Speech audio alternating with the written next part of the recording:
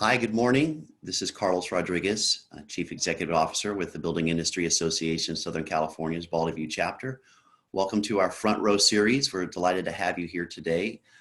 Today, we're going to be talking about development on the front lines, best strategies and practices. I'm excited to have a great panel today that's going to share some invaluable insights, I believe, that's going to help us moving forward. Want to first off by thanking our presenting sponsor, Loan Depot, for their generous support of today's program, as well as our participants in our partnership program. Want to, before we go into some brief introductions with our panel here, like to just say that again, the Baldy chapter will continue with the help of the leaders that you see on screen, be able to continue our proactive collaboration with local government and rapid response to address any industry concerns. There's no shelter in place without shelter, and Governor Newsom has made it clear that home construction is an essential service. Housing and healthcare are inextricably linked, so ensuring that we have housing options available at a variety of socioeconomic levels during this public health crisis will not only keep families secure, but also reduce the spread of the coronavirus. And with that, I want to thank our esteemed panelists. We have Sophie Smith, City of Victorville, Deputy City Manager; Matt Burris, City of Rancho, Cucamonga, Deputy City Manager; Scott Murphy, City of Ontario, Executive Director of Development; Mark Denny, City Manager of the City of Fontana; and our very own Vice President of Government Affairs for the BI Baldy chapter and serving with distinction on our executive committee, Tim Roberts with Brookfield Residential. Thank you all for your participation. Really appreciate all of you having worked and spoken with you at length, each of you, not only before the pandemic, but during the pandemic, as you guys have really stepped up to the plate like many of our cities. And we're excited to be able to unpack some of those best strategies and practices. And for those of you watching this morning, you want to have as interactive a discussion as possible. So please feel free to, through the Zoom platform, send me over any questions. What we'll do is take those questions and last 15, 20 minutes of this morning's webinar. And so please keep the questions coming. We'll look forward to that. With that, I'd like to transition to some opening remarks. And we'll start with Tim Roberts of Brookfield Residential. Good morning, Tim. Morning, Carlos. Let's see, just making sure my mic is unmuted. I think it is. Good morning, everybody. I'm happy to be part of this panel and this workshop. To share a perspective from the developer and builder side. Carlos, thank you for inviting me, and thank you to the BIA for putting this on. It has certainly been a wild and crazy past 6 weeks or so. We've obviously all been heavily impacted, both personally in our personal lives and professionally from the spread of COVID-19. In the midst of our housing crisis and our affordability crisis, our industry, of course, is working on changes related to climate change and dealing with disruptions in the commercial and retail sectors. Quite frankly, dealing with changes in the mindset of our shoppers, our younger generation, and how they prefer to shop and buy homes. As if that weren't all enough, we throw in a global pandemic to challenge our industry just a little bit more. It's quite can be quite overwhelming when you put it in put all the cards on the table. Related to that, Carlos touched on this. We appreciate the work that BIA and others have done up in Sacramento related to Governor Newsom's declaring the home building industry an essential service.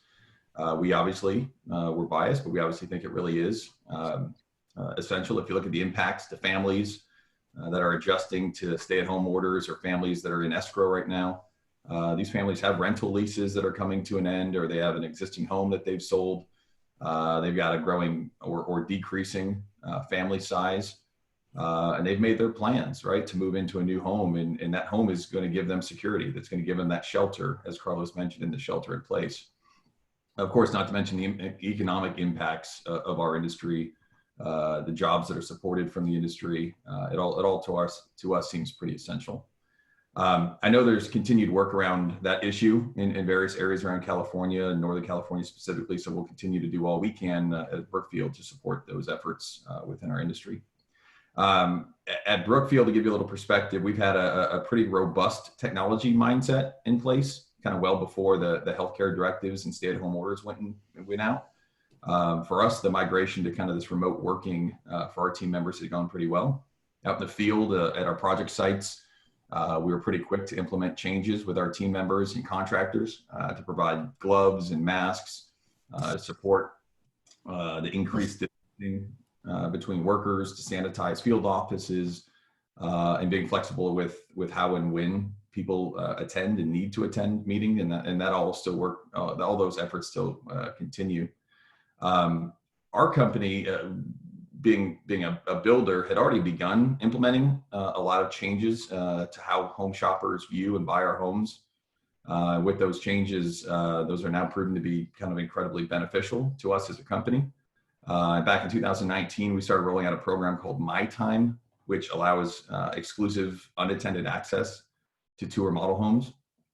Basically, how that works is that a shopper can register on our site for a community that they're interested in, and they can select an appointment window that's convenient to them.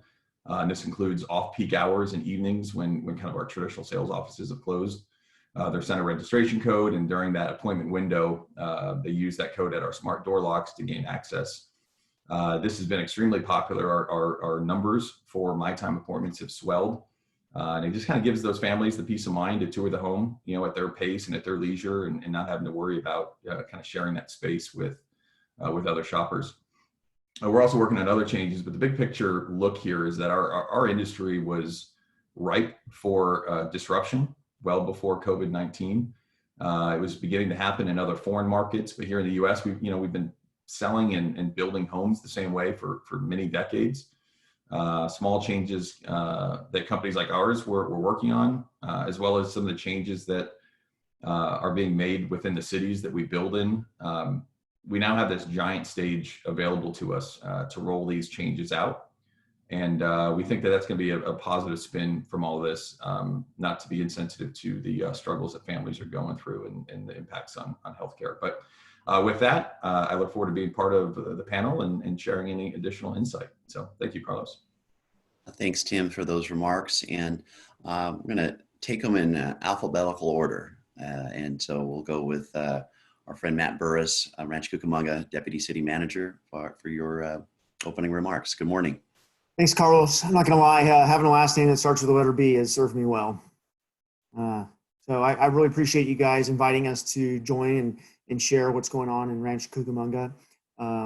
We similarly feel that keeping housing production going is very essential for the health and well-being of our community. Just because we are dealing with the COVID-19 pandemic doesn't mean that the housing crisis is going away. And that mindset has really driven our response to how we've been managing the pandemic with regard to community development, building and safety related services. As Tim discussed or mentioned, I guess we have a similar mindset at Rancho Cucamonga. For many years, we've been working hard to implement new technology, more so than any agency I've had an experience of working with personally. Just kind of a relentless pursuit of using new tools if they can improve the way we deliver services, they can improve our overall productivity, if they can improve our overall efficiency. We have a really strong focus on providing great service to those that need entitlement services from us. And so we've been looking at new tools for a long time. And really, it's through a stroke of luck that we've had the tool set in place to manage the COVID-19 pandemic as well as we have. Many years ago, we started implementing a new online permitting system. And as about last summer, I think we were around 43% of our permits were coming in through our online permit center.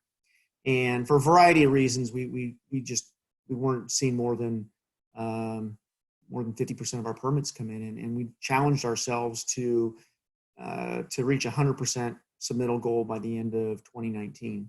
And as we dove into it, we learned part of the reasons were some programming issues in our online permitting center. Things just weren't set up the right way. Customers weren't really used to submitting online, or they were unaware, or any variety of things that maybe their designers weren't used to producing plans electronically and submitting them electronically. And so we made a huge push. And by the end of December, we had almost reached 100% submittal. I think we hit high 90s. And right around December, January, we finally crossed a hurdle as well, where we were finally able to issue permits virtually for the longest time, even though we could take in all your submittals and conduct most reviews and share feedback virtually. At the end of the day, at some point, you still were going to have to come into City Hall and pick up a paper permit. And we thought that was somewhat ridiculous, given that it was 2020 and we really needed to get past that hurdle. We're also really lucky that about 2 years ago, we implemented some new work-life balance policies, and we were really working diligently to push things into the cloud, deploy a number of tools to our employees so that they could work remotely if need be. And we were doing these things for a variety of reasons, but kind of like our online permitting center, it was still fairly easy to allow the momentum of past practices to kind of dictate how we went through our day-to-day activities. And just through pure luck again, that we happen to have worked hard to get those tools in place, so that as the pandemic started to kind of wash over us, we were able to start transitioning. And it was through the pandemic and the force that it brought with us that we went all in on our virtual tours, our tool sets and such. And we've had great success with it. Our permit activity really hasn't declined. We have a whole lot less people coming to City Hall, but our permit activity has generally stayed consistent. The number of permits we're issuing has generally stayed consistent. We're still conducting a very similar number of inspections. And we just have taken each step of the COVID crisis for what it is. We're following the steps recommended by the county public health officer closely, and we've slowly been ratcheting and adjusting our services in response. So we're hoping that given what trends we're seeing in the data, that we'll be able to start opening things up a little bit more as we move forward. But given that we've had such great success in continuing to provide services without having to rely on past models, we're hopeful because we'd like to see people, but not hopeful because it's a critical aspect of being able to continue to facilitate these essential services. So we're quite excited about what we've learned, and really pleased with the robustness of the tool sets that we've been working on for the last several years. So, again, thank you very much for having us, and I look forward to further discussion on this topic. Yeah, thank you, Matt, for those insights. And you mentioned a couple of times in passing that we were lucky. There was a saying that luck is when opportunity meets preparation. And so kudos to you and the other cities, and as we talk a little bit more about the steps that have been taken in advance of this pandemic and how they're paying off. So with that, we'll go to Fontana City Manager, Mark Denny. Welcome. Good morning. Good morning. Thank you, Carlos, and thanks to the BIA for the invitation. For me, it's day 19 in the Inland Empire, San Bernardino County specifically. I started on April 6th, so it's certainly been an interesting time to start a new job. But I've been very well impressed thus far, and I'll talk about that in a second. But since I am the new guy in town, and probably, frankly, I don't think I've met any of you except for you, Carlos, given your involvement in Orange County. Just thought I'd take a minute to just give a brief bio for those that aren't familiar. I started in Fontana on April 6th, and prior to that, I was the city manager of the city of Dana Point in South Orange County. We live in San Clemente right next door. And so I've worked in Orange County all of my life. Before Dana Point, I was the chief operating officer of the County of Orange. and prior to that, the Director of Parks for the Regional Park System in Orange County. Very well acquainted with the BIA chapter in Orange County. Got some friends there and worked very closely with them throughout my career, and look forward very much to working closely with the Baldy View chapter and getting to know everyone here. So with that said, it's been a bit of drinking from a fire hose since the April 6th start date. And we, much like Matt and Rancho, have been adapting. And I just want to say we're very fortunate in all of my career in government. I've never seen such an agile and effective IT department. And we've deployed a number of tools to adapt to this situation. We're operating electronically and virtually in every aspect of our core functions, with the exception of obviously police and fire. They're out there on the street, and our building inspectors are out inspecting projects. Interesting, the workload has been pretty consistent. We're tracking that on a daily basis, as we are the planning application workload. All of our engineering staff is actually working from home. They've been our early adopters of technology, and been really impressed by that thus far. So it's been quite a challenge, obviously, for me, getting to know a new team, getting to know a new community, getting to know all of you virtually. So I look forward to meeting everyone in person. And I look forward to hearing about the questions and concerns that folks have thus far, and then talking about what the future is going to look like for all of us. It's a challenging time, but I'm actually excited about what the opportunities that those challenges bring forth for us. We're going to make some further technology investments. We aren't quite as far along as I'd like us to be in terms of our internal systems. They, prior to my getting there, they did invest in an ERP upgrade, and they're just finalizing that. And as you can imagine, it's a challenging process to go through. But certainly we've got some work to do on our planning and development side to update our systems there. Although we are, again, operating completely electronically, taking in plans, reviewing them, et cetera. So with that, I'll look forward to the conversation, and thank you again, Carlos, and to your team for organizing this and for having me today. Thanks so much, Mark, for your comments, and look forward to delving in a little more here shortly. Scott Murphy, City of Ontario, welcome, and glad to have you here this morning.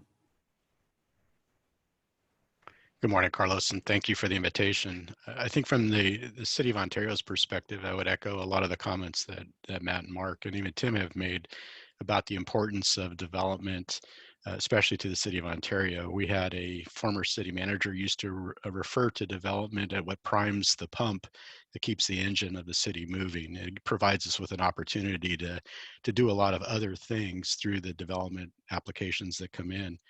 It's a huge economic driver. We've seen permit valuations this year about $46 million, with permit fees coming in at 6.3. And I know some of your guys will argue that's too much, but we'll talk about that later. But it is a huge driver. It also provides a huge number of construction jobs within the city. We've been identified as being in the top 10 in master plan community residential finals occupancies for the last couple of years. It's something we're very proud of, especially given the housing crisis that we're in. And looking to try and slow that down is not in anybody's best interest. And so it was not a question for us of whether or not we're going to continue to provide services so much as how do we provide those services in a manner that's safe for the public, safe for our employees, and continue to move things forward. I think from a technological standpoint, we're not quite as far along as the City of Rancho Cucamonga is. We're working towards that, but have a little ways to go. But that being said, we are trying to maintain our level of service at the same level we did prior to the COVID-19 pandemic coming upon us. We have right now about 430 people, staff, that are set up to work from home. On any given day, probably a third of those are actually in City Hall, the balance are telecommuting. We had a great conversation with the BIA earlier this week talking about our services, and the feedback that I was getting is generally we're maintaining the same level of service, which is great news. It's important for everybody to keep moving forward. As Tim mentioned, we've got people that are looking to move into homes that we want to make sure have that opportunity and not being held up because of us failing to perform inspections or to issue permits in a timely manner. So there's certain lessons that we also learned from that. Certainly getting more to the digital submittals is a goal of ours. We're currently testing with our planning department on the entitlement process. That's an area where we've continued to see entitlements maintain at a very high level. So getting them digitally submitted is important to us with the hopes of transitioning from there or pivoting from there into our engineering and building plan check submittals going digital, hopefully within the next 12 to 18 months as well. It's kind of a situation that as we've embarked on this process, it's been a bit of a learning curve. We continue to learn and hopefully can have an opportunity to learn a little bit more as we go through today's session. Thank you. Well, thank you, Scott. And I think one point that is apparent in Ontario, as well as all of the cities here, is the efforts to continue to have the consistency and certainty of services. And I think it's a huge challenge initially, and we'll look forward to talking more about how you and the other cities have done that. But grateful for the efforts. And last but not least, on the opening remarks, we'll go with Sophie Smith, Deputy City Manager for the City of Victorville. Good morning. Thank you, Carlos. Good morning. I hope you can hear us okay. We do have a team here, so we are practicing our safety measures here. We can hear you loud and clear. Perfect. Thank You're you. good examples. Thanks. Good examples. So we appreciate you allowing Victorville to participate on the panel and talk about the practices that we've had to quickly put in place to respond to the pandemic. I do want to take the time to introduce the team that I have here. These are the leadership team members from the development department. You have City Planner and Zoning Administrator Scott Webb, Building Official Kevin Collins, Building Manager Joe Slager behind me. So they're here to answer any technical questions that may come up. But much like the other panelists have stated, as we can especially relate to Matt in that we feel really fortunate because we had been for the last couple of years working on electronic submittal program. We actually have Tyler in our Gov that we launched in October of 2017. And so we've had a couple of years to work out various bugs, various issues, and it really just made it so much easier for us to respond to going to basically what our approach has been, which is no face-to-face contact here in Victorville. Our emergency response started the week of March 16th when we closed all of our city facilities. We stood up our EOC, and these same team members, as well as the rest of the division and department heads of the city, are an integral part to our ongoing EOC operations. And so there were a couple of days when we were trying to balance just getting our emergency team in place, but still continue to focus on normal operations. So we had a week there of a couple of calls from you, Carlos, just making sure we were gonna get back to usual business. And it did take us a couple of days, but after that, we were fully able to take care of all business using that system. And then also supplementing that with some new measures, which included accommodating our telecommuters. We have about 10% of our Victorville workforce that's telecommuting, and we were able to get them set up through phone systems where they could answer their desk phone from home as if they were sitting at their desk, and also answer their emails. And so that took care of those members of the public that would actually come into City Hall who did not feel comfortable using the InterGov submittal process. So we would just feel really fortunate that we were already set up on the technology side, because that's what was really necessary to respond to this pandemic. The other effort that we had put into place for some time was moving toward a one-stop shop concept where out of the development department, we have members of the fire department fire prevention team, as well as our engineering team that actually sit in our house in the same office. And so we're able to quickly coordinate issues that come up related to any parts of a private development. And so that has also served us well, because as I said, most people are still coming into City Hall every day. We have a really small number that are telecommuting.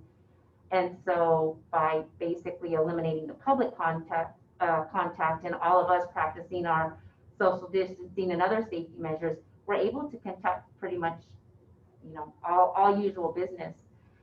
We had really good activity in March. As a result, we had I want to say it was 3 times the amount of the number of permits that were actually finalized in March as compared to last March, which was really interesting. But issuances have dropped off like this month. And so we do want to let everyone know from the building community that we are open for business. We are handling business as usual. We have adapted. And we can give a little bit more detail on our systems when we go into the Q&A period if you'd like. But just basically, it was being set up on the technology end that really helped us to come up with quick responses. And so we feel really fortunate that effort, and we're really proud, the city manager and I are really proud of the development team, and that all of their work for the last couple of years really just actually prepared us for this pandemic, even though that's not what we were really preparing for. Well, Sophie, thank you for your opening comments, and Scott, Kevin, and Bill, welcome, and thank you also for your continued collaboration with BIA and our industry. So let's transition to our first question. As this pandemic really began to take hold, what did you view as the first most pivotal obstacles and challenges, and what have been some policy and procedures that you put in place as a city? Like, as far as our questions, and everyone to maybe take a turn on answering a question, and then we'll also have Tim weigh in on a related question here in a moment. But maybe we could just stay with Sophie for a moment, and you could share a little bit about what were you grappling with the most, and you've been able to put something in place that is addressed that key challenge from a development perspective. Sure. So in line with when we established our EOC objectives, one of the main goals was to preserve our essential workforce. And so we knew that meant pretty much eliminating all contact with the public. And so we wanted to figure out how we could get that done. So very early on, these guys and the inspectors were really trying to use things like FaceTime and other platforms like that to conduct some of the easier inspections.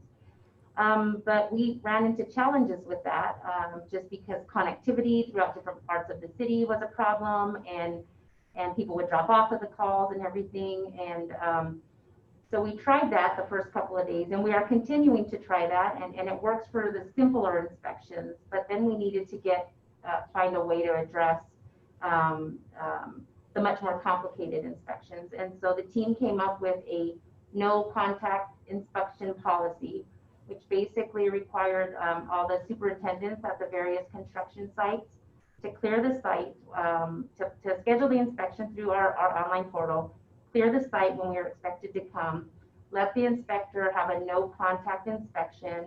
He would use photographs. He could be on the phone with the superintendent as he was conducting the inspection. He could also follow up via email on items that were discovered. But we basically went to a no contact inspection program. We had that in place, after about a week of responding to the emergency. The only concern we really had is that we wouldn't be able to respond as timely, because we like to have inspections done within 24 hours of the request. And that was partially due to the fact that this team here, as well as the inspectors, were supplementing our emergency efforts and supplementing our code enforcement team in responding to the emergency and doing our surveys of which businesses were and weren't in compliance with various orders.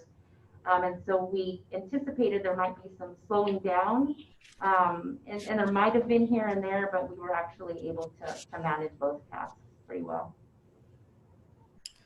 Thank you, Sophie. We'll ask same question for Matt, Mark, and Scott. Just as you were in the throes of the pandemic and it was really taking hold, what were some of those initial most pressing challenges relative to our industry? And then I think just inspections, I'd love to hear from each of the cities on that point in particular, because I think there's some best practices that we could share across our region. So we'll go with Matt. Thanks, Carlos.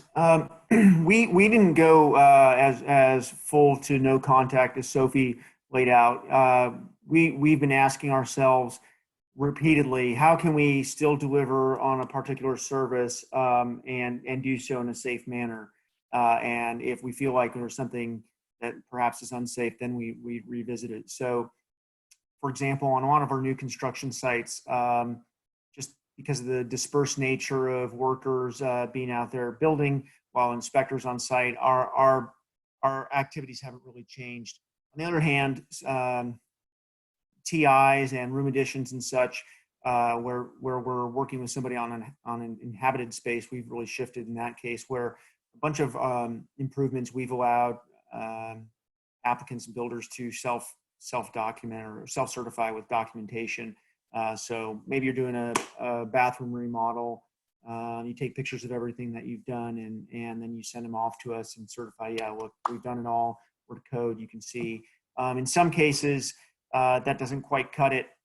And so what's happening is we still have inspectors going to a site, but they're just not going into a building. They're working with the contractor or the applicant, builder, whoever it might be, to talk about what's going on, asking for very specific things. And that person will go into the structure, take pictures and bring out the documentation, or use FaceTime or other types of video feeds so that they can show our inspector that the work has been done accordingly. But you asked Carlos what's been our biggest challenge.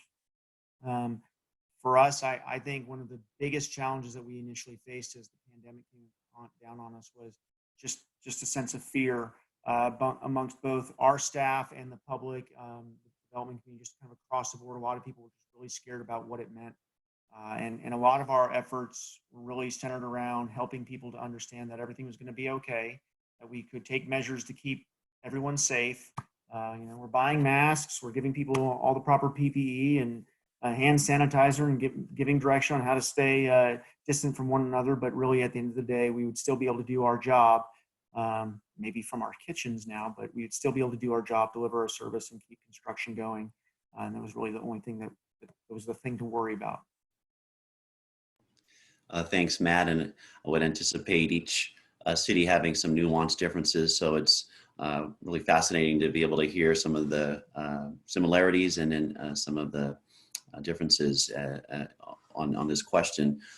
Let's ask Mark and Scott as well. Just when you look at this pandemic, taking grip, what was that initial challenge relative to our industry and continuing those services at a high level?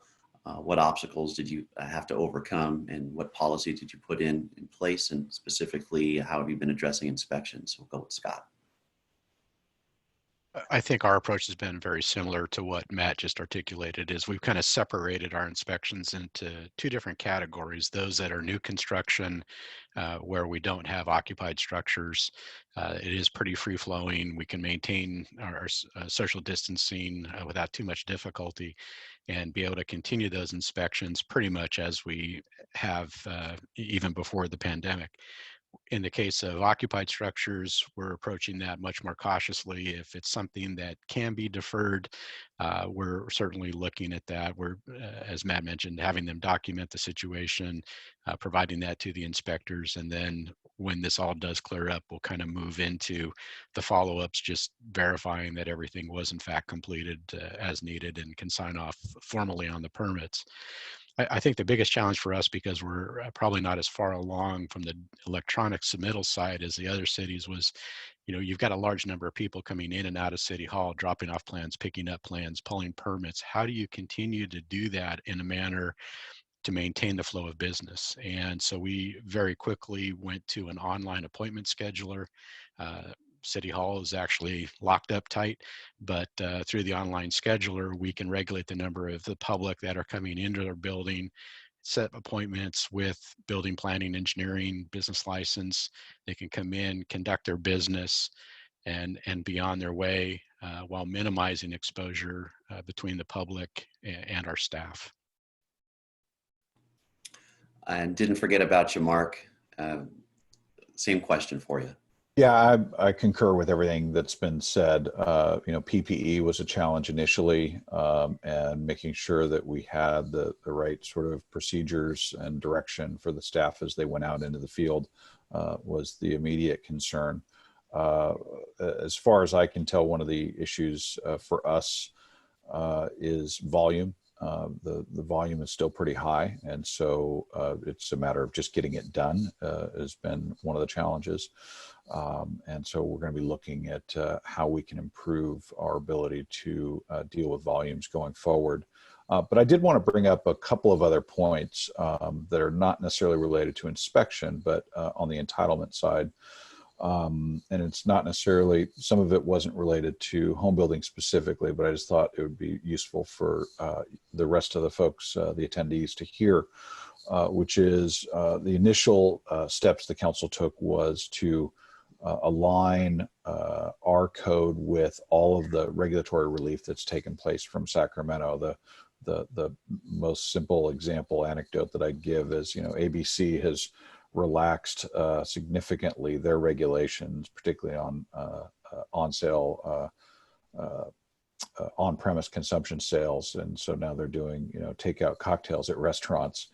We wanted to make sure that those folks knew that they didn't have to come in and get a new CUP from us as a result of that. So we aligned through our emergency proclamation with all of the regulatory relief that's come from Sacramento. This Tuesday night on the 28th, we're going to do an emergency ordinance to extend all entitlements for 1 year. We don't want anyone that's got an entitlement that has the possibility of running out of time to run out of time during this time. So we'll extend everybody for another year and may look to go beyond that if necessary. But that was really important from the council to demonstrate that we're open for business, and we want to make sure that everyone's got the time to do their projects, and that we're trying to be as flexible as possible. We are kicking off a Fontana specific economic recovery effort Monday morning with our Chamber of Commerce and representatives of various industries in town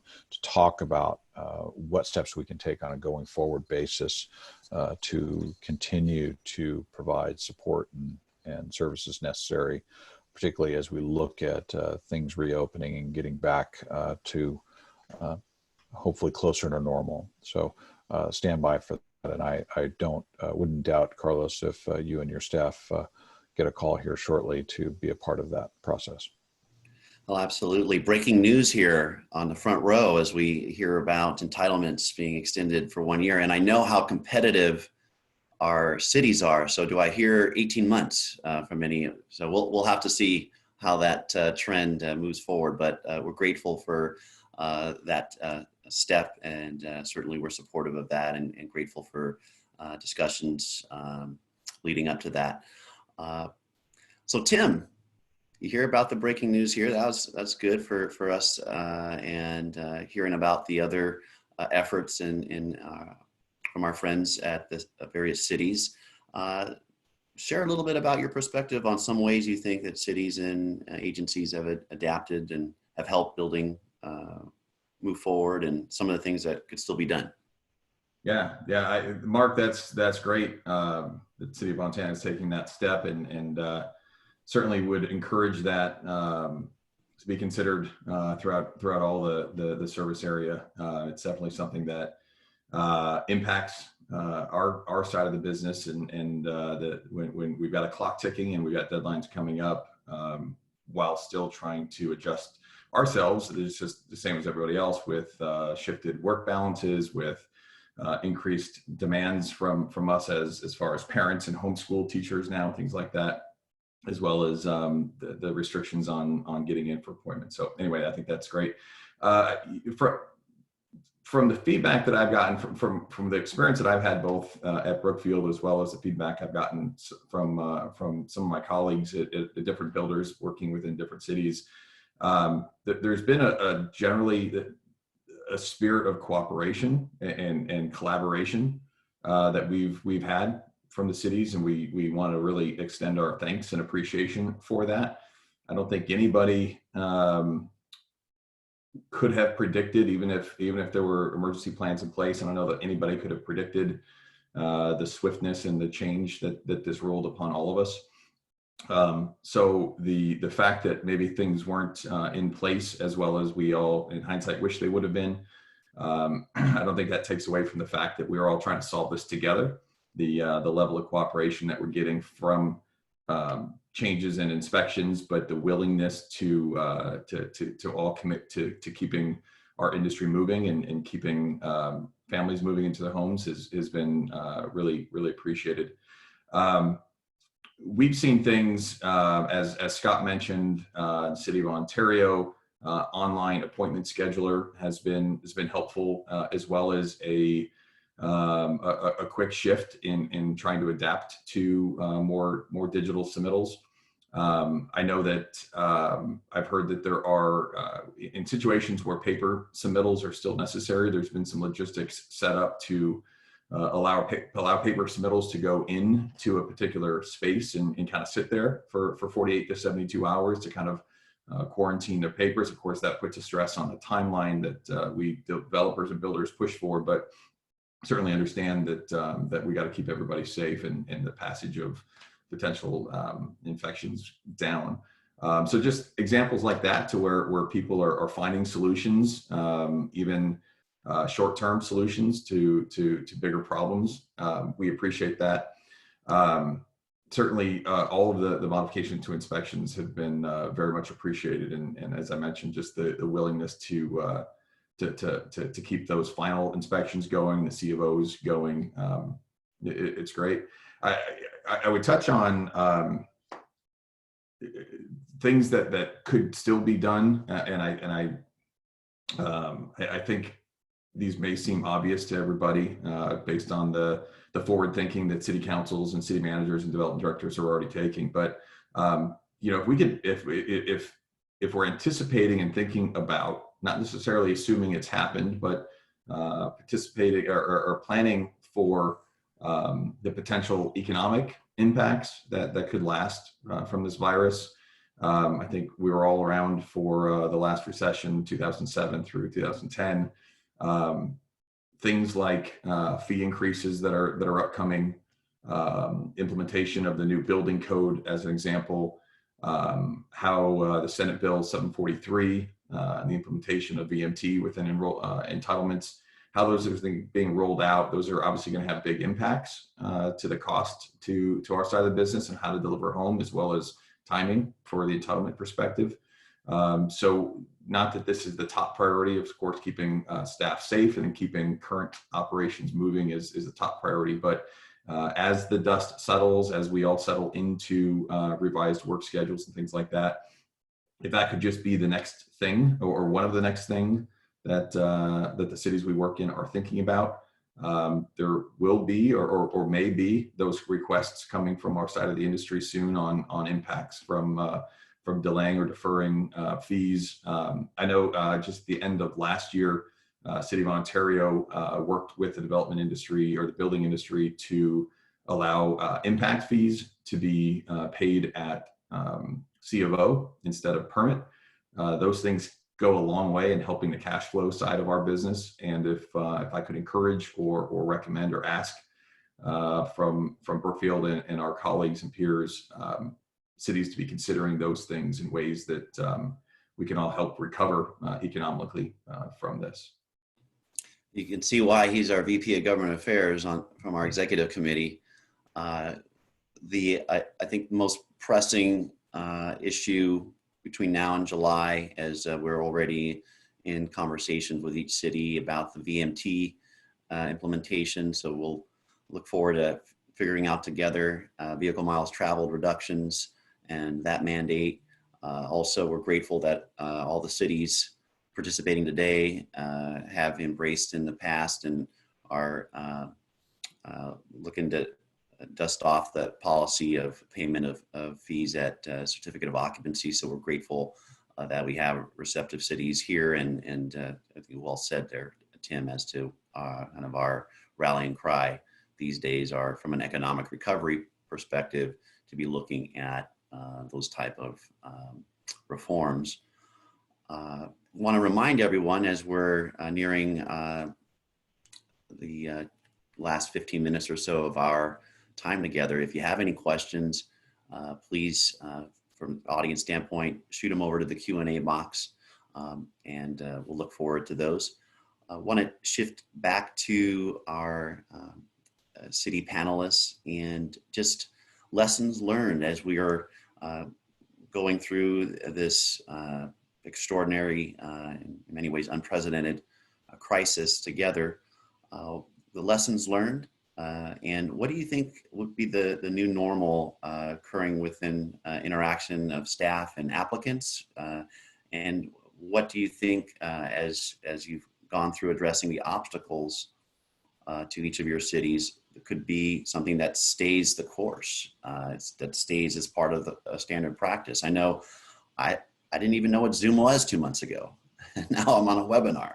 So I'd anticipate long after the pandemic, I'll likely be using teleconference a little bit more. So for each city, maybe you could share about what do you think some of the long lasting implications are as far as business as usual and some of the lessons you've learned and reforms that you think are going to stay the course of time. And we'll have each of you take a turn, and whoever wants to take that first. I'll go ahead and grab that, Carlos. I'm actually excited about what the future may bring now that we've lived through this experience, although we're living through it still. But in terms of staff's embrace of technology and the, I'll call it more informal nature of the ability to get our work done. You know, we exist in very tight formal structures, and we insist on certain process and procedures, and we've learned that maybe we can be a little bit more adaptable going forward, and certainly technology is going to help us do that. And so from our perspective, we're going to look to expand our technology investments and work to make sure that our processes are built to deliver outcomes and be more outcome focused as opposed to process focused. And so I'll just say I think we're fortunate that we've got a council that's very much embracing of that attitude. And so I think we'll be able to have some success going forward with it. But I'm actually very bullish on the future in terms of using this as an opportunity to adapt and update our processes and procedures in order to be more agile, more adaptable, and more outcome oriented. Thank you. Sophie or Scott or Matt, you have thoughts on that? Sure, and much like Mark mentioned, lessons learned is to always be flexible. While we had a lot of good procedures in place, we had to be willing to adapt those procedures very quickly to deal with the closed facilities that we have. And the staff did a really good job at that. And so that's something that we need to continue to do, because I'm not sure, when we're going to open up completely to the public. We have quite a bit that we have to do to protect the employees to make sure that we can continue to provide essential services. And so this way that we're operating may go on for some time. And so we have to continue to keep lines of communication open with all of our local developers, with you, Carlos, the BIA, which we pride ourselves on doing, and be responsive to new requests that come in or new challenges that you identify. And so, those are the kinds of takeaways we have. Keep that communication, which we've been working on over the last couple of years. Be flexible, and maybe not expect things to go back to what it looked like before anytime soon, but still be able to provide that high level of customer service. Thank you, Sophie. And as before we have Scott and Matt take a crack at this question as to what policies or procedures that you have in place as a result of the pandemic that have helped efficiency that you think will carry on post-pandemic. I had one of our attendees kind of positive reinforcement that says that if we could use more digital interactions, it would save everyone time, no drive time to do meetings or drop off checks. More Zoom meetings between plan checkers and builders would help get plans approved quicker. So just food for thought as a member of the public just chimed in and popped up while we were talking, and we'll shift to Scott and Matt. Scott? Sure, and I think to echo Mark's comments, the technology that we've seen that has come about through this pandemic has been extremely important. The city actually kind of shifted to Office 365 several months ago, but nobody was really using Microsoft Teams. Now we're seeing Microsoft Team meetings occurring on a regular basis. We're reaching out to our developers. Actually had a conversation with a developer the other day that said it's actually benefited him because when he's on and we're pulling up plans on screen and we're highlighting areas, it's giving him a better understanding of the plans as well as helping that communication move forward more rapidly. We've had some developers who through the plan check process are meeting with our staffs virtually every 2 weeks to keep the plan check process moving forward. So I think that's a tool that we will continue to utilize as we go forward, certainly saving time. People aren't on the road driving, so there's less downtime. I also happened to sit in on a webinar the other day, which I thought was really important. It was talking about this whole notion of communication, that during this time period, you need to be communicating twice as much as you would otherwise. And I think that's probably one of the biggest challenges is making sure we're maintaining that level of communication, going above and beyond just to make sure there is no lapse. And I guess the final comment that I would make, kind of what Sophie was alluding to, is I believe coming out of this situation is going to be a little more cumbersome than going into it. We do have to figure out how do we maintain safety for the public and for staff while still maintaining those services.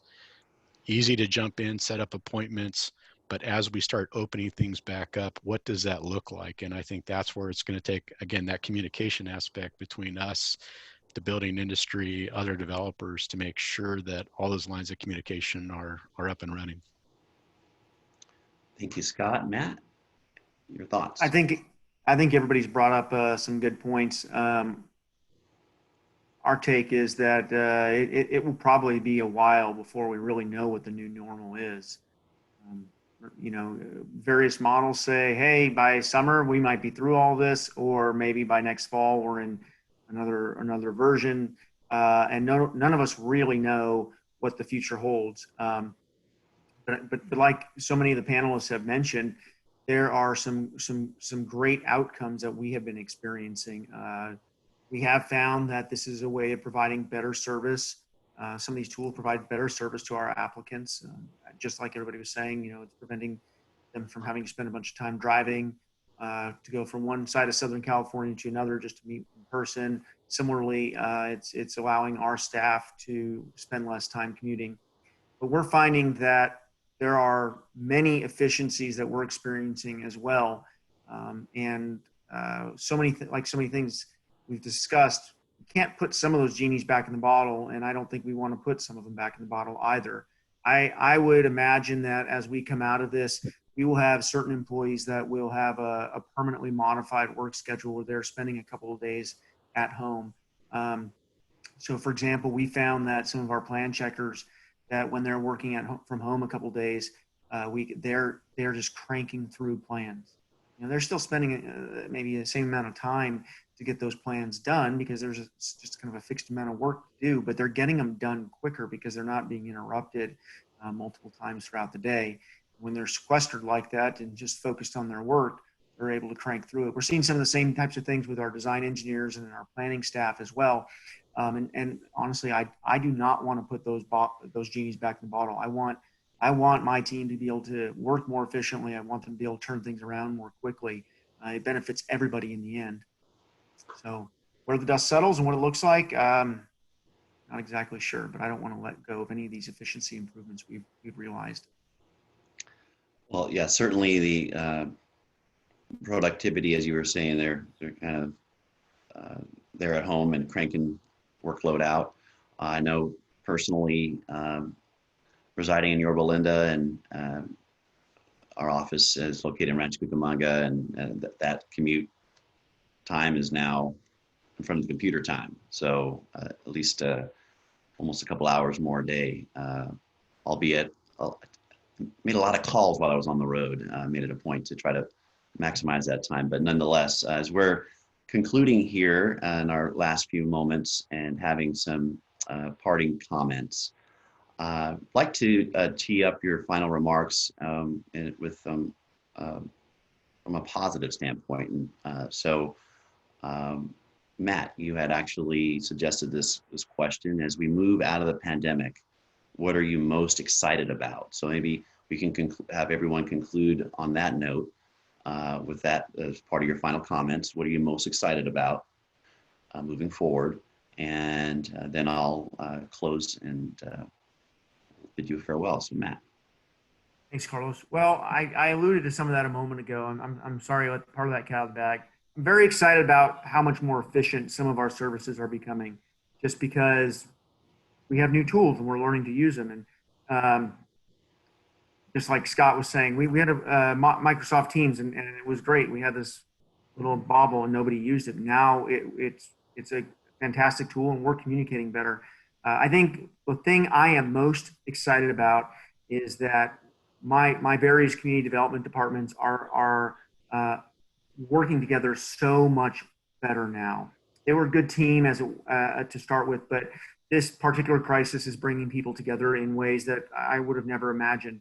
And we're learning that different departments have complementary services, and they're regularly stepping in one way or another to help people to get things done. And again, that's helping us to be more efficient.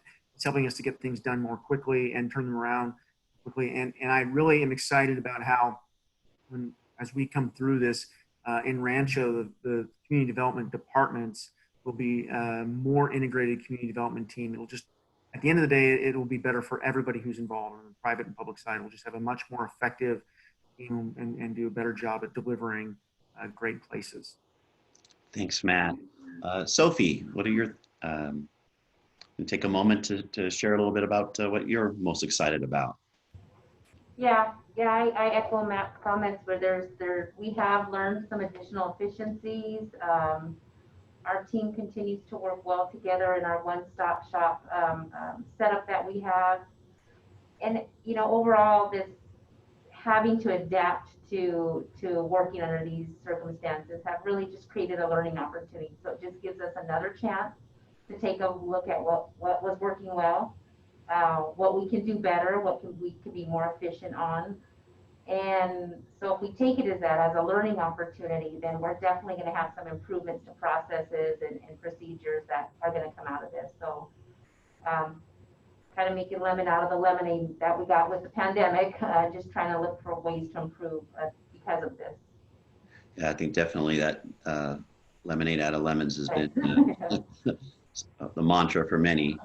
And Mark, what are your thoughts? I agree with everything Matt and Sophie just said. For us, it certainly brought the whole team beyond community development together. We're meeting every morning at 9:15, every department head, our deputy city manager, and our city attorney. And so everyone's got much greater awareness. And I think it goes to what Scott was saying. We have to just communicate that much more. So there's now just much better awareness across the entire team of what's happening. And then, as I mentioned before, just the opportunities that technology are going to present us going forward, and the adaptability that staff has demonstrated and their willingness to new technologies is really what's exciting for me, because it's really going to be a game changer going forward. Thanks, Mark. I know it's been quite a first month on the job, so we appreciate your efforts. And Scott, your thoughts? I would say, clearly from the technology standpoint, the introduction of the Microsoft Teams has been extremely important. Not only our interaction with the development community, but it has certainly streamlined and made our internal meetings much more efficient. We found several meetings that would routinely take hour and a half are now much more focused. We're able to get through things much quicker. People aren't having to drive back and forth. So again, it just makes for a much more efficient use of our time. I think it's also opened our eyes to how we can communicate with the development community in a much more efficient manner.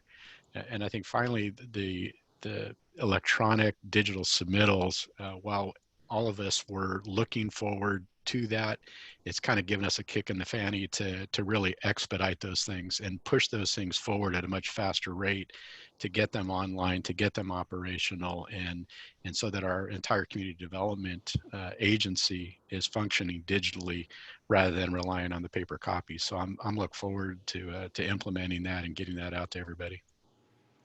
Thanks, Scott. And Tim, your thoughts about what you're most excited about, other than baseball coming back? Well, sports in general coming back would be a wonderful thing. I'll just echo the comments that have been made by everyone on the panel. Is that it was, as Scott just put it eloquently, it's a kick in the fanny to implement a lot of changes that this industry has probably needed for quite a long time. More efficiency, streamlining things. It's been a good shock to the system that is forcing us to push some of these things through that we probably would have all benefited from if we implemented them sooner. The two other things positive that I wanted to kind of close on is one is as I mentioned, I really feel that there's a level of collaboration going right now in the industry. We're all realizing that we're in this together. There's been times in my career in this industry where it was more antagonistic, right? It was us, the builders, against them, the cities, or seeing the other way around. And I don't feel that now. I haven't felt it in a long time, but I think we're seeing this now as an opportunity to solve these problems together. What are the needs of the builders and developers? What are the needs of the cities and jurisdictions and agencies? And how can we each solve those needs together in a way that works for everybody?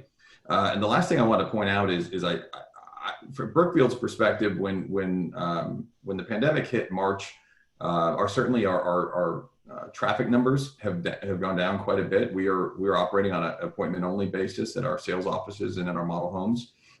But the level of traffic, the quality of traffic, we've cut down the weekend looky-loos, but the people who are coming in are serious about buying a house, and so our conversion rates have gone way up. And in the last week or two, we've seen an appreciable pickup of both traffic and contracts being written.